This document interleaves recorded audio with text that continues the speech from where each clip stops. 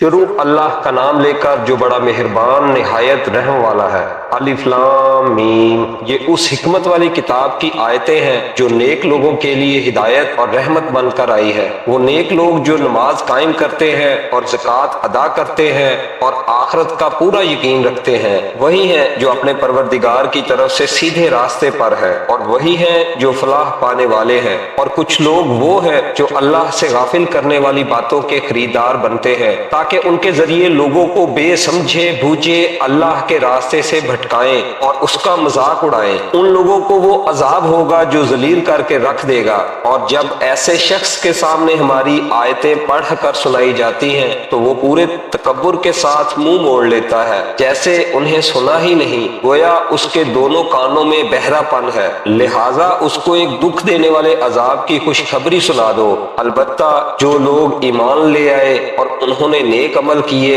ان کے لیے نعمتوں کے باغات ہیں جن میں وہ ہمیشہ رہیں گے۔ یہ اللہ کا سچا وعدہ ہے، اور وہ اقتدار کا بھی مالک ہے، حکمت کا بھی مالک۔ اس نے آسمانوں کو ایسے ستونوں کے بغیر پیدا کیا جو تمہیں نظر آ سکیں، اور زمین میں پہاڑوں کے لنگر ڈال دیے ہیں تاکہ وہ تمہیں لے کر ڈگمگائے نہیں، اور اس میں ہر قسم کے جانور پھیلا دیے ہیں، اور ہم نے آسمان سے پانی برسایا، پھر اس زمین میں ہر قابل قدر قسم کی نباتات اگائیں۔ یہ ہے اللہ کی تخلیق۔ اب ذرا مجھے دکھاؤ کہ اللہ کے سوا کسی نے کیا پیدا کیا۔ بات دراصل یہ ہے کہ یہ ظالم لوگ کھلی گمراہی میں مبتلا ہے، اور ہم نے لقمان کو دانائی عطا کی تھی اور ان سے کہا تھا کہ اللہ کا شکر کرتے رہو، اور جو کوئی اللہ کا شکر ادا کرتا ہے وہ خود اپنے فائدے کے لیے شکر کرتا ہے، اور اگر کوئی ناشکری کرے تو اللہ بڑا بے نیاز ہے، بذات خود قابل تعریف۔ اور وہ وقت یاد کرو جب لقمان نے اپنے بیٹے کو نصیحت کرتے ہوئے کہا تھا کہ میرے بیٹے، اللہ کے ساتھ شریک نہ کرنا، یقین جانو شرک بڑا بھاری ظلم ہے۔ اور ہم نے انسان کو اپنے والدین کے بارے میں یہ تاکید کی ہے کیونکہ اس کی ماں نے اسے کمزوری پر کمزوری برداشت کر کے پیٹ میں رکھا، اور 2 سال میں اس کا دودھ چھوٹتا ہے کہ تم میرا شکر ادا کرو، اور اپنے ماں باپ کا میرے پاس ہی تمہیں لوٹ کر آنا ہے۔ اور اگر وہ تم پر یہ زور ڈالے کہ تم میرے ساتھ کسی کو خدائی میں شریک قرار دو جس کی تمہارے پاس کوئی دلیل نہیں، تو ان کی بات مت مانو، اور دنیا میں ان کے ساتھ بھلائی سے رہو، اور ایسے شخص کا راستہ اپناؤ جس نے مجھ سے لو لگا رکھی ہو۔ پھر تم سب کو میرے پاس لوٹ کر آنا ہے، اس وقت میں تمہیں بتاؤں گا کہ تم کیا کرتے رہے ہو۔ لقمان نے یہ بھی کہا، بیٹا، اگر کوئی چیز رائی کے دانے کے برابر بھی ہو اور وہ کسی چٹان میں ہو یا آسمانوں میں یا زمین میں، تب بھی اللہ اسے حاضر کر دے گا۔ یقین جانو اللہ بڑا باریک بھی بہت باخبر ہے۔ بیٹا، نماز قائم کرو اور لوگوں کو نیکی کی تلقین کرو اور برائی سے روکو، اور تمہیں جو تکلیف پیش آئے اس پر صبر کرو، بے شک یہ بڑی ہمت کا کام ہے۔ اور لوگوں کے سامنے غرور سے اپنے گال مت پھلاؤ اور زمین پر اتراتے ہوئے مت چلو۔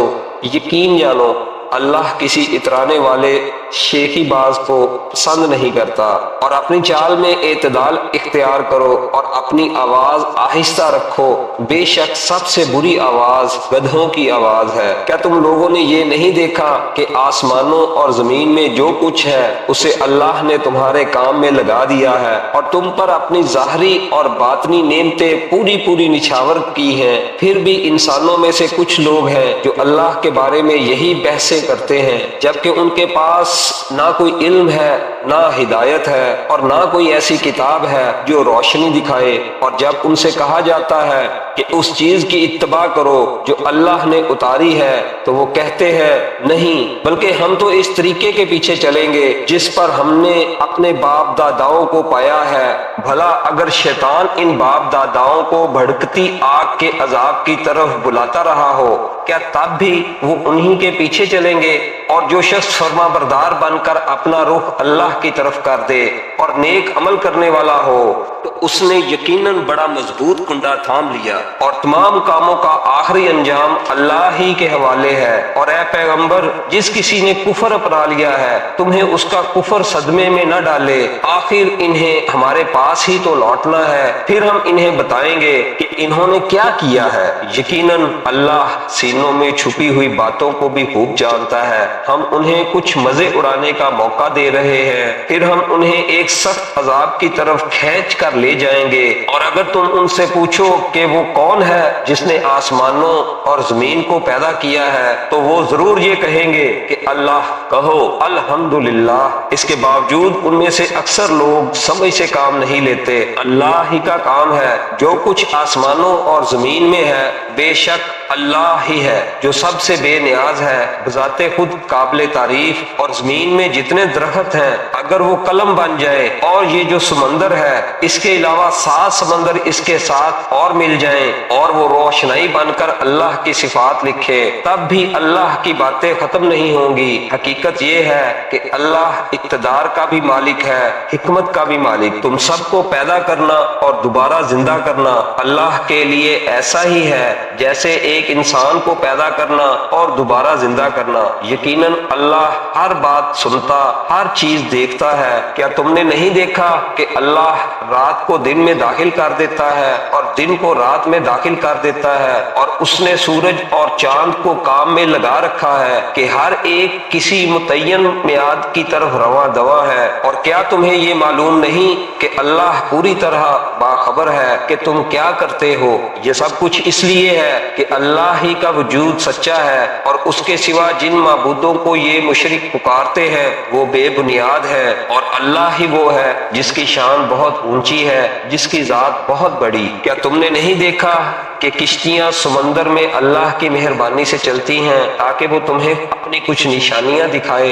یقیناً اس میں ہر اس شخص کے لیے بہت سی نشانیاں ہیں جو صبر کا پکا اعلیٰ درجے کا شکر گزار ہو۔ اور جب موجیں سائبانوں کی طرح ان پر چڑھ آتی ہیں تو وہ اللہ کو اس طرح پکارتے ہیں کہ اس وقت ان کا اعتقاد خالص اسی پر ہوتا ہے۔ پھر جب وہ ان کو بچا کر خشکی پر لے آتا ہے تو ان میں سے کچھ ہیں جو راہ راست پر رہتے ہیں، باقی پھر شرک کرنے لگتے ہیں۔ اور ہماری آیتوں کا انکار وہی شخص کرتا ہے جو پکا بدعہد پرلے درجے کا ناشکر ہو۔ اے لوگو، اپنے پروردگار کی ناراضگی سے بچو اور ڈرو اس دن سے جب کوئی باپ اپنے بیٹے کے کام نہیں آئے گا، اور نہ کسی بیٹے کی یہ مجال ہوگی کہ وہ اپنے باپ کے ذرا بھی کام آئے۔